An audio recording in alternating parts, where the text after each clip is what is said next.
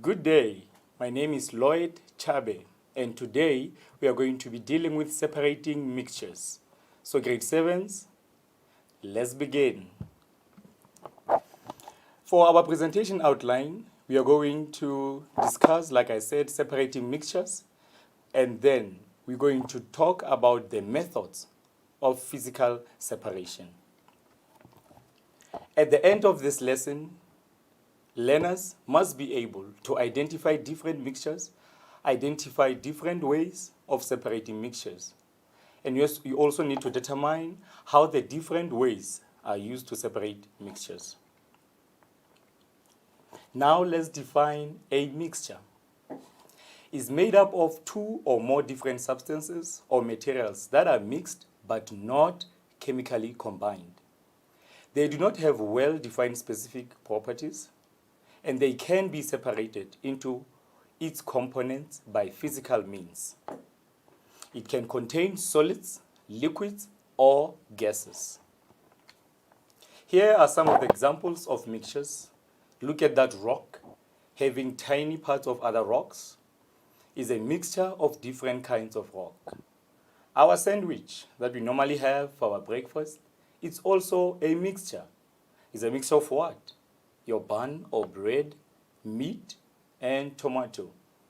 There's also lettuce. So a sandwich is a mixture. A soda is a mixture of sugar and water. Now let's come to the main part of our lesson, the methods of physical separation. There are many methods of physical separation, but for our syllabus in grade 7, we're only going to concentrate on the 7 on this slide. Hand sorting or hand picking, sieving, filtration using a magnet, evaporation, distillation, and the last one, chromatography.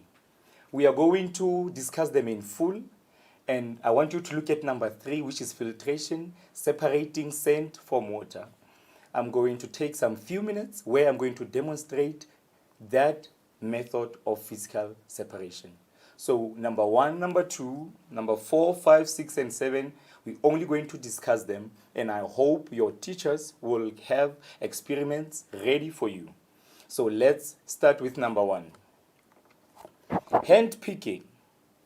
Hand picking is the one that is so easy because it can be done where your mixtures are mostly solids that can be seen, right? And it is easy to handle. These solids can have different shapes, different colors, and different sizes. Hand sorting is easy and does not need any special equipment, but sometimes it takes a long time.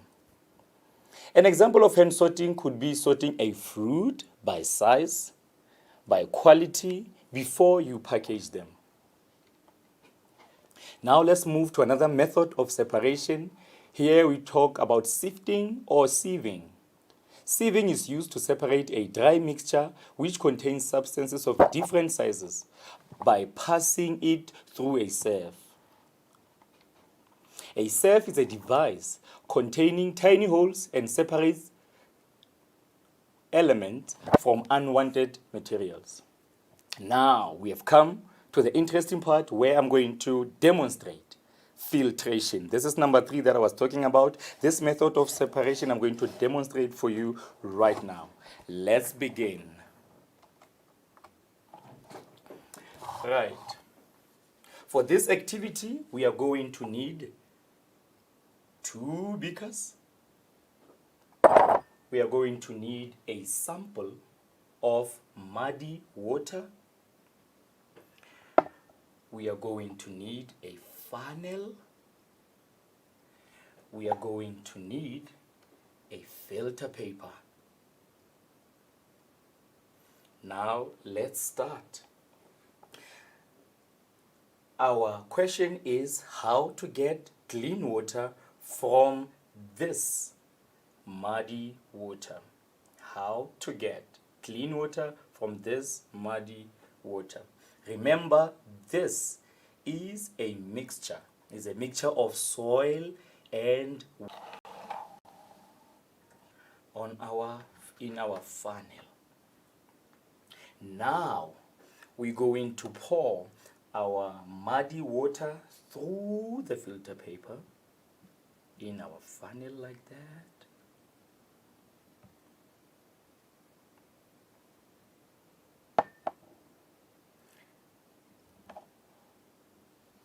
Now, this method of separation, we are hoping for clear water to pass through our filter paper and to be filled in our beaker placed here. And then we are also hoping that all the dirty mud will be left on our filter paper.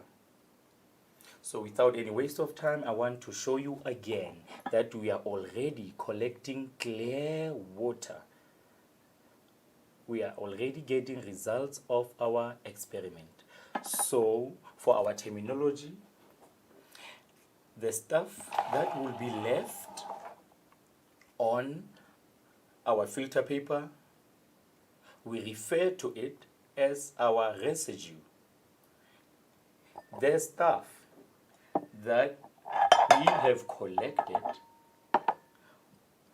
from the filtration process, we call it a filtrate. So this is the clean water that is much better, even you are able to drink, because now you have done a process of filtration. But now as scientists, you know, we never taste anything from our labs or during the experiments. Now let's move on to our presentation. We have done the filtration experiment, and I hope that you have seen all the things that I used, and your teacher will help you to redo this experiment in your classes. Now let's move to another method of separation. Learners, we have magnetic attraction or magnetism. Magnetism is a process in which magnetically susceptible material is extracted from a mixture using a magnetic force. So we have a picture there of our sulfur and iron fillings and the magnet in the middle. So now we're going to mix our sulfur with our iron fillings, and then together we put a magnet, and you will see when you do that experiment in your classes, only the iron fillings will be attracted to the magnet through what we call a magnetic force. The grade 7s, we also have evaporation, which is a process in which a liquid changes into gaseous form on heating, allowing the liquid to evaporate, leaving the soluble solid behind. Another way or a method of separation is distillation. Here, the process by which a mixture is separated by heating a solution and condensing using a cooling tube. Now, the liquid collected is not like the one in our experiment, which I said is a filtrate. During distillation, the liquid collected is called distillate. I hope you see the difference. Now, this is how the experiment and the apparatus should look like. It's so beautiful, as you can see. You have your Bunsen burner, you have your salt water, you have your cooling tube with your cooling out and cooling in, and then remember now, you have to collect the steam, but now your cooling tube will cool it, and it will convert back to water, and that water now will be clear. But remember that the salt water is a solution where you don't see water anymore. But now, after you have completed this experiment, you will be left with salt in the first beaker under the Bunsen burner, and all your steam will be converted to water, and you will have pure water in your flask, in your beaker. That, remember, I called a distillate. That liquid will be now called a distillate. So I know you can't wait to have that experiment as well done in your classes. Right. The last one is called chromatography, but the one for grade 7, we're going to discuss paper chromatography. For your syllabus, you're supposed to understand that using a paper, you can separate one color from a mixture of colors. Let me show you this slide where the experiment, you will need a solvent, which will be your spirit, your methylated spirit. You'll need a paper. Now you're going to put dots on that paper, on your white paper, right? And then you're also going to need your solvent front, your lid to cover that experiment. So as well, if you want to see how beautiful and easy that experiment can be done, just look at your YouTube videos or your teacher will help you with that beautiful experiment. Now, with that information that I've given you right now, the discussion on the method of separation, here is the exercise that will help you identify or be aware whether you have understood the content presented above. Let's look at exercise number 1. Consists of 2 or more different substances that are mixed but not chemically combined. Is it A, mixture? Is it B, compound? Is it C, substance? Or D, solution? You have to tell me. Exercise number 2. A is that which does not have the same composition throughout. That is, its components are not uniformly distributed and can be distinguished from each other. Is it A, a mixture? B, compound? C, heterogeneous mixture? D, homogeneous mixture? Grade 7s, you tell me the answer. Exercise 4. The components of a solid-to-solid mixture can be easily separated by A, B, C, or D. Exercise number 5. This is a process in which magnetically susceptible material is extracted from a mixture using a magnetic force. Tell me the answer, grade 7. Is it A, B, C, or D? Now we have come to the end of our presentation, and Albert Einstein once said, intellectuals, they solve problems, and geniuses prevent them.